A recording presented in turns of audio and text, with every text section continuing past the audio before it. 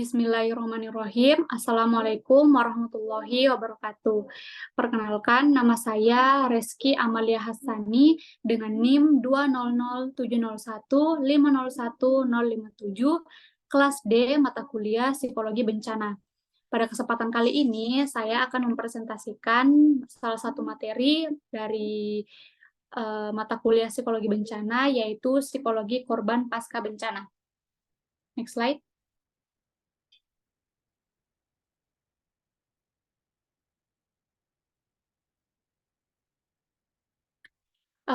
Mengapa perlu memahami psikologi korban atau survivor? Jadi berdasarkan dari hasil resume yang telah saya lakukan, maka 3 poin penting mengapa perlu memahami psikologi korban atau survivor. Yang pertama yaitu memfasilitasi proses pemulihan dengan tepat, yang kedua meminimalkan kesalahan, dan yang ketiga yaitu memaksimalkan kebermanfaatan relasi. Jadi karena karakteristik setiap individu itu berbeda, maka proses pemulihan yang dilakukan juga pasti berbeda-beda. Maka sikap memahami setiap korban penting untuk menunjang sejauh mana pendamping dapat ikut serta dalam proses pemulihan dan diharapkan tidak adanya kesalahan dalam proses pemulihan tersebut. Next slide. Kemudian apa itu trauma, stres, dan stres pasca trauma? Jadi sudah ada 3 definisi yang saya jabarkan berdasarkan dari acuan buku yang telah dibagikan. Yang pertama yaitu stres. Yaitu stres adalah kondisi di mana terganggunya keseimbangan hidup individu. Kemudian trauma merujuk pada pengalaman mengagetkan dan menyakitkan yang membuat individu tersebut merasa tergoncang.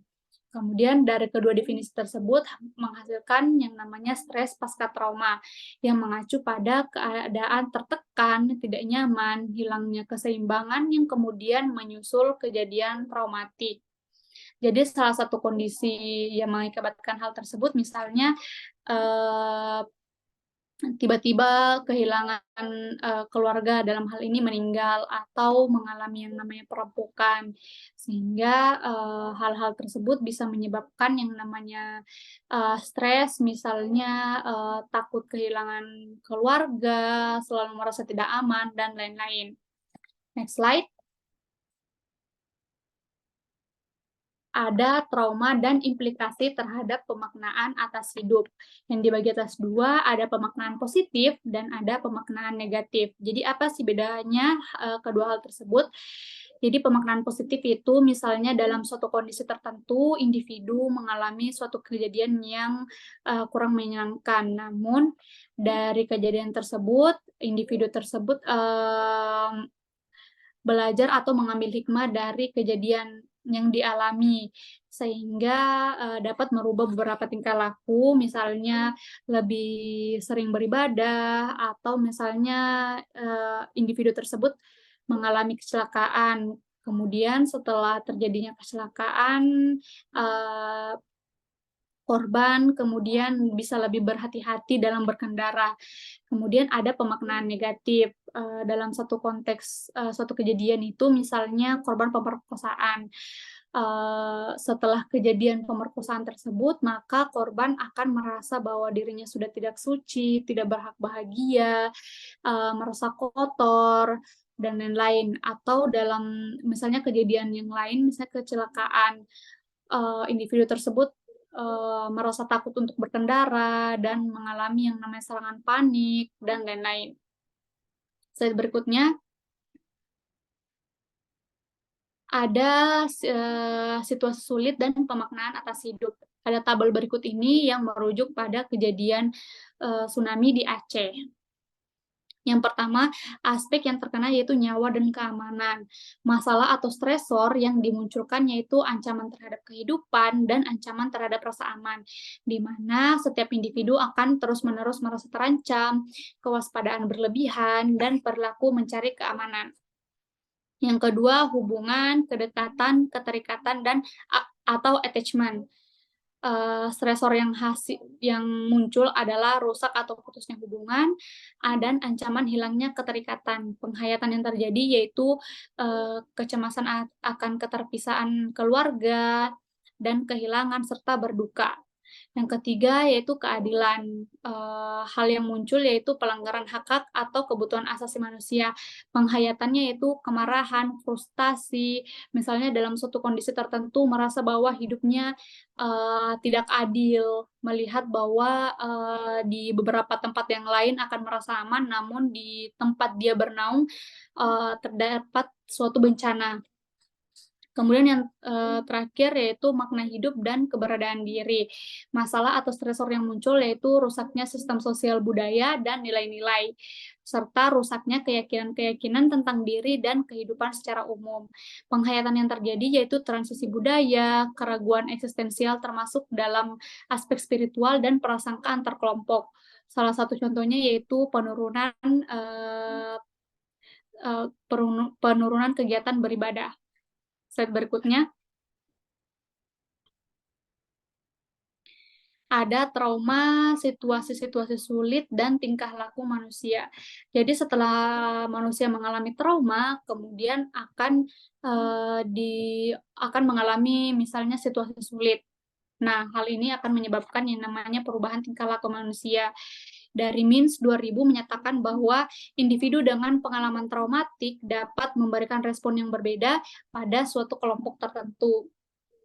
Jadi misalnya, orang yang mengalami kecelakaan, pada kondisi tertentu setelah kecelakaan akan menyebabkan situasi-situasi sulit.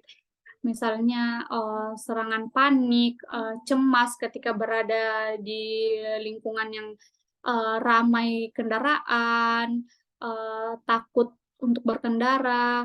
Nah, misalnya, individu A itu karena perasaan trauma dan situasi sulit yang terjadi, maka tingkah laku yang terjadi, korban, takut untuk berkendara atau membutuhkan orang lain untuk, berkendara. Nah, namun di situasi yang lain, ada individu yang melawan rasa takutnya dengan tetap berkendara, namun bisa dapat lebih berhati-hati.